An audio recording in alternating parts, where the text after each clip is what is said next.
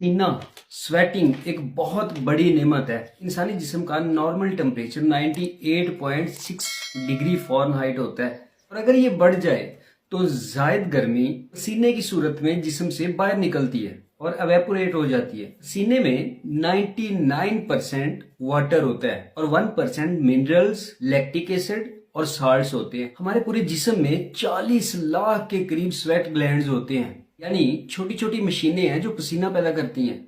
ये ज्यादातर हाथों की हथेलियों में, पाँव के तलवों पे, माथों पर, बगलों में और गालों में मौजूद होते हैं। से पसीना निकलता है। इन्हें एक्राइन और एपोक्राइन ग्लैंड्स कहा जाता है। याद रखिए, पसीने से चर्बी नहीं घुलती बल्कि सिर्फ जिस्म से जायद पानी का खराज होता है। इसको जल्दी पूरा कर लेना चाहिए और अगर इंसान ज्यादा देर तक गर्मी में रहे तो फिर इसको हीट स्ट्रोक हो सकता है। इसको लू लग सकती है जो कि एक बीमारी है। इस हालत में क्या अलामत होंगी? तेज बुखार होगा, सांस फूल जाएगा, दिल की धड़कन तेज हो जाएगी, स्किन लाल हो जाएगी और गशी के दौरे भी पड़ सकते हैं। बहरहाल, अगर गर्मी के सीजन में आपको लगे कि तबीयत बोझल हो रही है, चक्कर आ रहे हैं, तो फौरन अपने आप को गर्मी से हटा लें। और अगर आप किसी ऐसे मरीज को पाएं जिसको लू लग चुकी है, जो हीट स्ट्रोक का शिकार हो चुका है, फौरन जायद कपड़े ऊपर से उतार दें, इसको ठंडा कर लें। आइस पैड, गीला तौलिया वगैरह इस पे लगाएं। गर्मियों के मौसम में बहुत से फल हमारे सामने मौजूद होते हैं, जिनमें से एक वाटरमेलन यानी तरबूज है, जिसमें 95% से ज्यादा वाटर कंटेंट होता है। अल्कलाइन नेचर है। इससे जिस्म को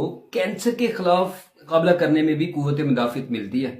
ये रंगारंग के फल जो गर्मियों में हमारे पास आ जाते हैं, ये दस्तरखान की जीनत भी बनते हैं और खुशबू भी फैला देते हैं। फलों का इस्तेमाल ज्यादा कीजिए, पानी ज्यादा पीजिए और गर्मी से अपने आप को बचाइए। अल्लाह रब्बुल इज्जत हम सब का हामी और नासिर हो।